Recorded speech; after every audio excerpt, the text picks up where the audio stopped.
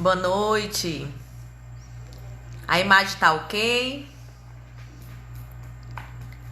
Está dando para me escutar? Alguém pode me passar um feedback? Tá me escutando, João?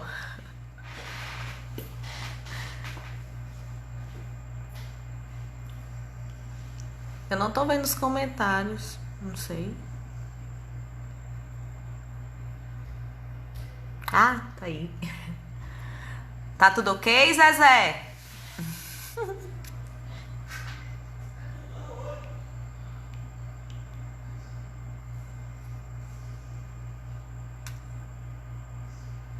Leia, minha querida Leia, minha companheira.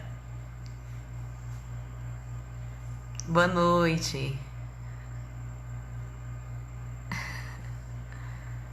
Dá só esperar só um pouquinho para ver se entra mais pessoas pra gente começar.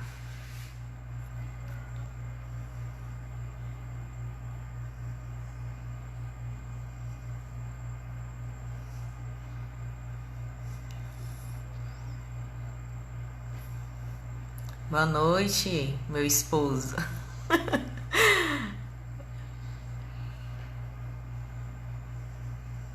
Deixa eu ficar olhando no relógio que 2 minutinhos já se passaram. Vou começar, tá certo? Boa noite a todos e a todas. Obrigado pela oportunidade. O evangelho de hoje é o capítulo 5. Bem-aventurados os aflitos. O item 3, justiça das aflições. Eu vou ler o item 3, é pequeno, e depois a gente vai refletir um pouco sobre o assunto, tá certo?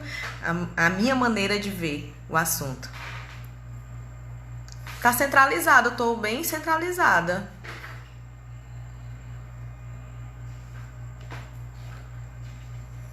Melhorou?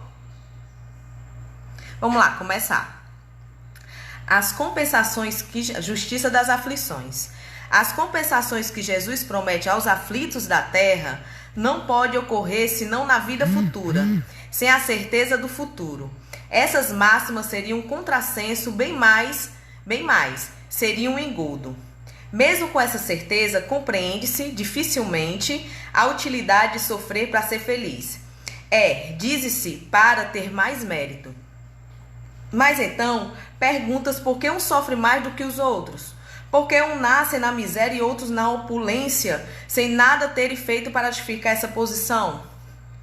Por que para uns nada dá certo, enquanto que para outros tudo parece sorrir? Mas o que compreende menos ainda é ver os bens, os males tão desigualmente repartidos entre o vício e a virtude. Ver os homens virtuosos sofrerem ao lado dos mal que prosperam. A fé no futuro pode consolar e levar à paciência, mas não explica essas anomalias que parecem desmentir a justiça de Deus. Entretanto, desde que se admita Deus, não se pode concebê-lo sem perfeições infinitas. Ele deve ser todo poder, toda justiça, toda bondade, sem o que não seria Deus. Se Deus é soberano, bom e justo, não pode agir por capricho nem por parcialidade. As vicissitudes da vida têm, pois, uma causa, e uma vez que Deus é justo, essa causa deve ser justa. Eis do que cada um deve se compenetrar bem. Deus colocou os homens sobre o caminho dessa causa pelos ensinamentos de Jesus e hoje, julgando-os bastante maduros para compreendê-la, a revelou inteiramente pelo Espiritismo, quer dizer, pela voz dos Espíritos. Eu, desde pequena, minha mãe sempre foi muito questionadora. e ela não admitia essa questão do sofrimento involuntário. Umas pessoas sofrendo mais do que as outras. E ela veio de berço católico, não estou colocando nenhuma questão de religião, mas cada um tem a sua visão. E ela não se conformava com essa visão. Sempre ela questionava, ela ia confessar para questionar isso. Porque uns sofriam mais do que os outros, que justiça é essa? A gente nasce para sofrer, só tem essa vida. E muitos respondiam para ela, não, as pessoas que nascem com alguma patologia, que nascem em alguma situação material, socialmente falando, essas pessoas vão direto para Deus, né? E aí essas outras pessoas, elas vão ter que ter, né? Dentro desse mundo, tentar seguir o caminho de Jesus, ou vai para o céu, ou vai para o purgatório. Ela não se conformava.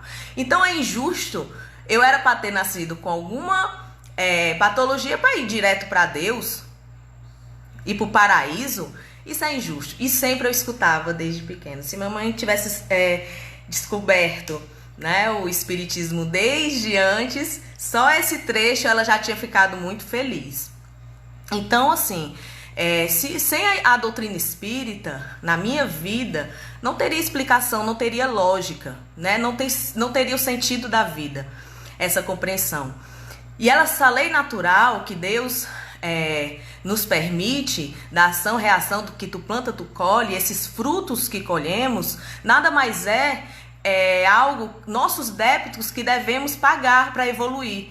Então, com tudo isso, a gente aprende muito, né? Cada dificuldade a gente precisa aprender e acreditar e ter aquela fé raciocinada, a fé de acreditar que tudo isso que estamos passando é permissão de Deus, é permissão dentro da lei de Deus, é algo que em outras vidas, consequente até dessa vida, né? E a gente passar por isso para a gente compreender e a gente ter a clareza disso tudo. Antes da doutrina, para mim, aprofundada na doutrina, aliás, que desde os 12 anos eu conheço a doutrina, eu não tinha tanto essa compreensão, né? Eu não tinha essa visão, essa fé. E hoje minha visão de mundo é bem diferente. Eu acredito que antes, tudo que eu já passei na minha vida, se eu tivesse passado com essa clareza da doutrina, seria melhor. Seria mais compreensivo. Eu não sofreria tanto o quanto com essa clareza. E hoje, assim, quando eu oro a Deus, eu não peço, Deus, me afaste do que possa vir. Só peço força, que eu posso passar por essas dificuldades que eu coloquei na minha vida, né? Nessa nossa vida eterna. Que a gente está aqui para progredir, a gente está aqui para evoluir. E dentro da nossa evolução, a gente precisa passar pelas nossas aflições, né? Então, acredito que esse seja um mérito que Jesus fala.